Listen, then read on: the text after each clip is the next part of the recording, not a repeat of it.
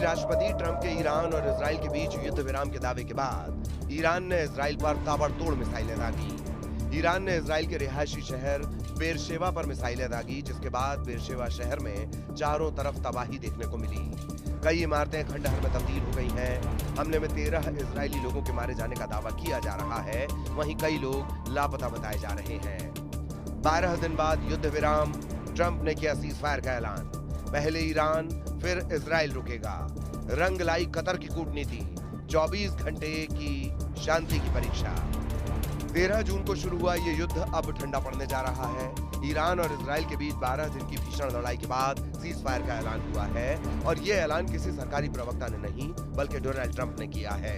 अपने social media platform truth पर, वो भी एक लंबी चौड़ी पोस्ट के जरिए।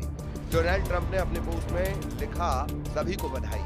6 घंटे बाद दोनों देश अपना अंतिम सैन्य मिशन पूरा करेंगे और फिर 12 घंटे का युद्ध विराम शुरू होगा। ये एक 3 चरणों वाला सीज फायर मॉडल है। पहले ईरान शांत होगा, 12 घंटे बाद इजराइल, और 24वें घंटे पर इस युद्ध को आधिकारिक रूप से समाप्त माना जाएगा। इस दौरान दोनों पक्षों को शांत, संयमित और सम्मानजनक व्यवहार बनाए रखने की अपील की गई है। अमेरिका के राष्ट्रपति डोनाल्ड ट्रंप ने यह भी कहा कि 12 दिन के युद्ध को खत्म किया।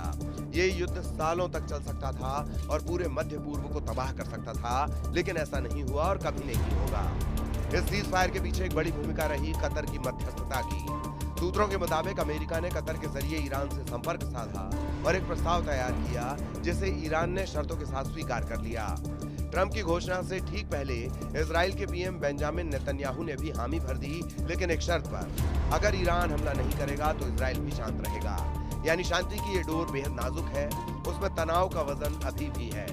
ये सीज फायर न सिर्फ 2 देशों के बीच बल्कि पूरे पश्चिम एशिया की स्थिरता के लिए एक टेस्ट है। इस दौरान डोनाल्ड ट्रंप ने अपना बयान जारी करते हुए सभी देशों को सीज फायर के लिए शुभकामनाएं भी दी। फिलहाल अगले 24 घंटे बेहद नाजुक है। सीज फायर की प्रक्रिया शुरू हो चुकी है।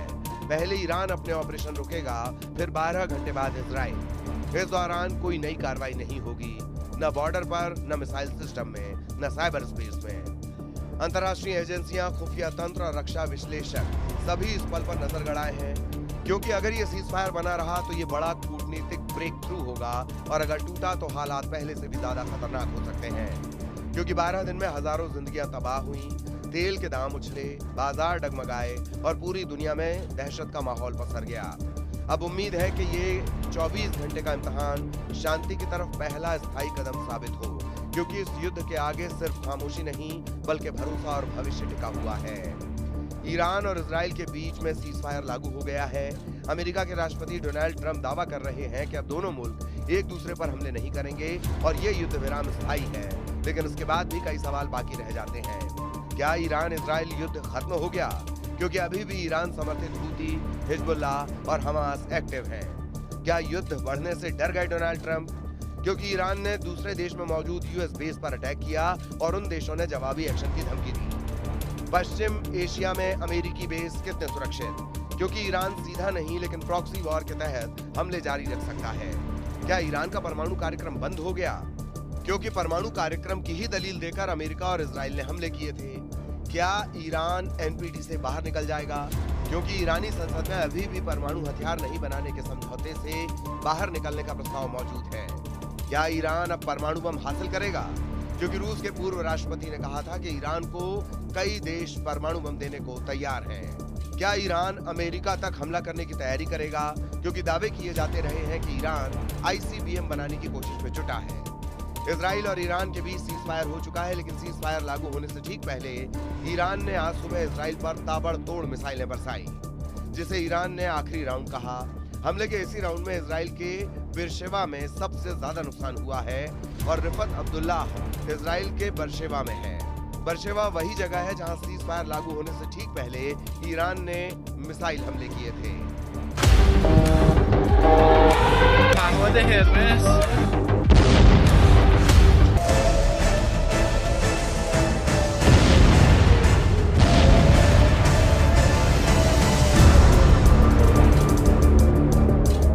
पे न्यूज़ 18 इंडिया की टीम है, लगातार ग्राउंड जीरो पर आपको दिखा रहे हैं। हालांकि हमें यहाँ से कहा जा रहा है कि आप यहाँ से निकलिए, हम कोशिश करते हैं थोड़ा सा आगे जाने की। Just minute, yes.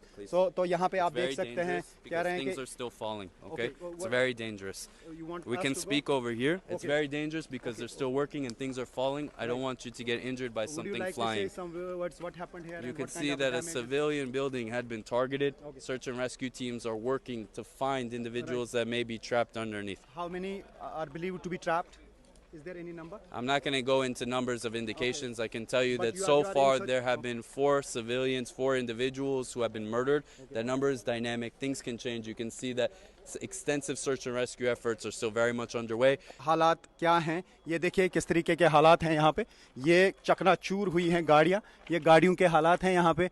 तो पूरी तबाही यहाँ पे ईरान के मिसाइल्स ने कर दी है। मिसाइल अटैक बहुत ही ख़तरनाक था और ये पूरा इलाका जो है ये दहल गया मिसाइल अटैक से। और न्यूज़ 18 इंडिया की टीम है रियल ग्राउंड ज़ीरो पर, दिखा रहे हैं हम आपको वो चीज़ जो यहाँ पे इसराइल में हुई है। आप देख सकते हैं किस तरीके की तबाही यहाँ इसराइल के मिसाइल्स ने की है। और ये है वो जगह जहाँ पे इस वक्त ऑपरेशन चलाया जा रहा है। इसराइली डिफेंस फोर्सेस लगे हुए हैं और जगह जगह पे सर्च की जा रही है उन लोगों की जो इस मलबे के नीचे दबे हुए हैं। तो ये कहा जा सकता है कि सीज फायर अनाउंसमेंट के बावजूद जो ईरान की तरफ से हमला किया गया वो बहुत मैसिव हमला था और उसमें बहुत नुकसान इसराइल में हुआ है, जानी भी हुआ है और माली भी हुआ है। और गाड़ियां इतनी कि कह पाना मुश्किल है कि कितनी गाड़ियां यहाँ पे तबाह हुई हैं।